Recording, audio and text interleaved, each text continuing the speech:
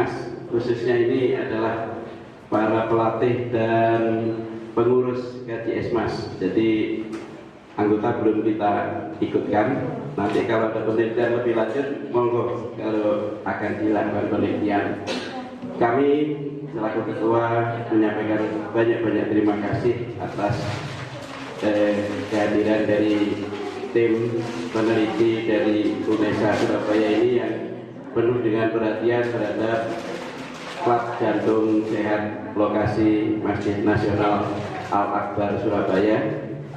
Dan perlu diketahui bahwa anggota kami sebenarnya kalau tercatat ada sekitar 200 anggota itu, tetapi karena senam kita itu 1 minggu 3 kali, yaitu hari Senin, Rabu, dan Sabtu pukul 6 pagi sampai 8, dan memang bervariatif. Kalau hari Senin memang agak sedikit, hari Rabu sangat banyak, kemudian dari Sabtu banyak sekali.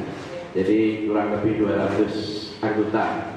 Alhamdulillah anggota kita juga rata-rata masih muda-muda, Bu. Ada yang usia 28, ada yang 27. Kayak Pak Besar tuh 27 tapi ngakunya 72. Bisa mencegah penyakit-penyakit yang sifatnya pandemi semacam itu. Alhamdulillah. Bapak dan Ibu yang kami hormati, jadi nanti ini ada banyak questionnaire yang harus dijawab, dan saya lihat memang lebih banyak kepada masalah psikologis kita, bagaimana kesenangan kita, kebugaran kita itu karena juga dari hati nurani kita yang niatnya dari niat dari rumah memang sudah niat olahraga, sehingga dalam olahraga ini tidak merasakan capek tetapi merasakan gembira. Baik. Yang terhormat Pak Arianto selaku Ketua Gaji Esmas, yang terhormat Bapak Ibu anggota pengurus dan beberapa sahabat anggota klub jantung sehat lokasi Masjid Agung Surabaya. Yang terhormat Bu kita selaku teman sejawat serta adik-adik yang tim dari PKN. Sepintas Bapak Ibu, memang kami selaku tenaga pendidik memiliki kewajiban tridharma perguruan tinggi, di mana di tridharma perguruan tinggi ada pengajaran, ada penelitian dan pengabdian kepada masyarakat. Ya memang pandemi kemarin membuat kita semuanya jadi membuat jadi kacau, jadi ya terdampak semuanya. Termasuk kita yang aktivitas sehat pun juga kena dampaknya. Padahal kita mau sehat, tapi nggak boleh ngumpul. Mau senam virtual nggak enak, ya. Karena senam nggak cuma hanya sekedar gerak aja, tapi kita ada silaturahminya, terutama untuk usia Bapak Ibu itu.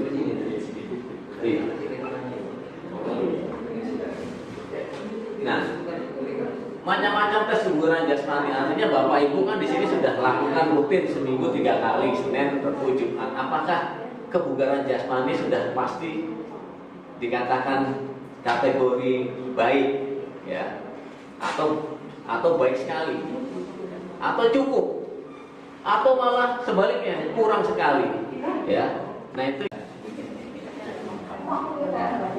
Terus kemudian ada lagi Bu, Bapak Ibu, tes kebugaran menggunakan MFD, Multi State Fitness Test, atau kalau di Indonesia kan Laboba Rapkat, lari bolak-balik bertahap bertingkat. Jaraknya cuma 20 meter Bapak Ibu, ya.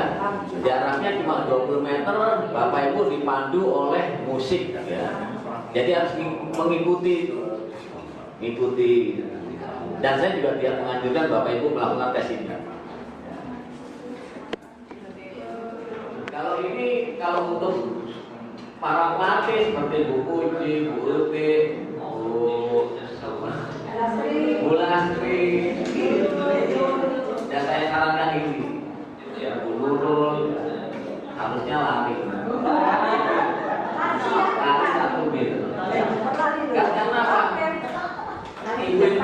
Nama-nama yang masih yang masuk masih ada di Bapak Ibu.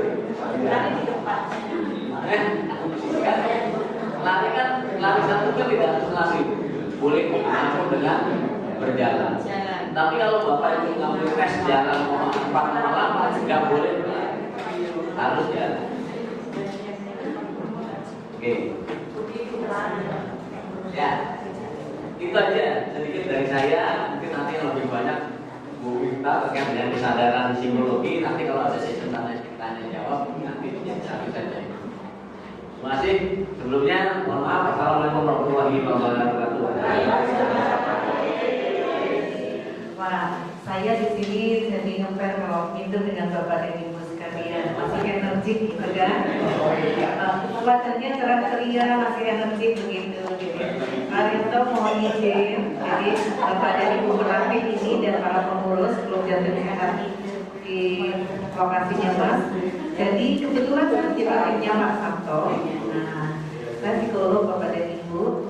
Jadi kebetulan ini Bu mau kesejahteraan psikologis dong. Oke, baik. Karena kalau lansia itu kenapa sih kok kita harus ngomongin sejahtera secara psikologis?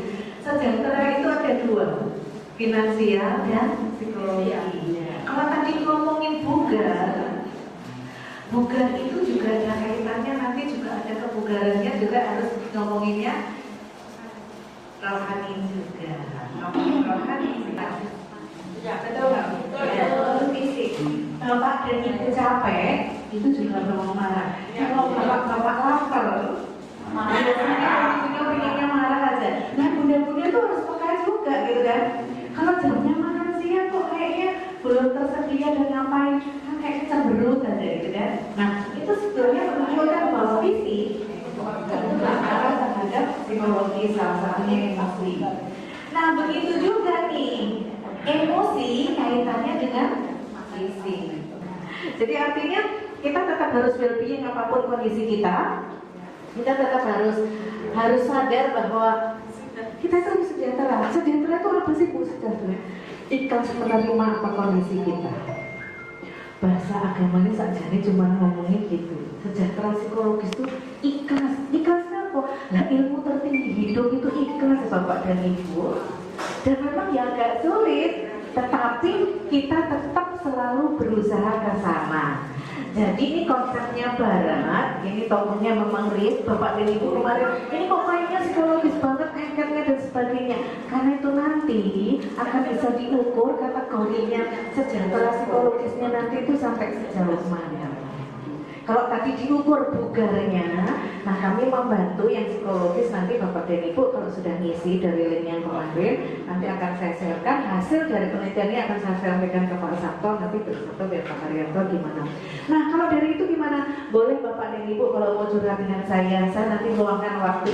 Terima kasih. Saya luangkan waktu Pak Sabto ya, nanti kalau pas ini saya meluangkan waktu, boleh Pak dan Ibu. Ini nanti bapak-bapak juga harus tahu loh gaya komunikasinya ibu-ibu. Ibu-ibu tuh mengeluh bukan karena untuk mencari solusi, tapi mengeluh itu sebetulnya hanya sekedar curhat, nggak harus ditawarin. Tidak harus ditawarin solusi, tapi begitu mengeluh butuhnya didengarkan. Ketika sudah didengarkan, masalahnya selesai.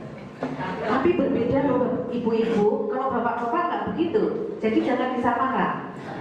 Kalau bapak-bapak itu ketika cari ada solusi, mengeluh, mereka butuh solusi. Ini di pengalaman masa kecil iya, kepribadian iya, tapi bagi saya, whatever masa lalu gitu ya, latar belakang itu nggak penting, yang penting itu latar belakang. Jadi latar belakang masa itu nggak penting, masa dulu seperti apa dan sebagainya, dengan pernah konflik kehidupan kita, itu akan mematangkan kita.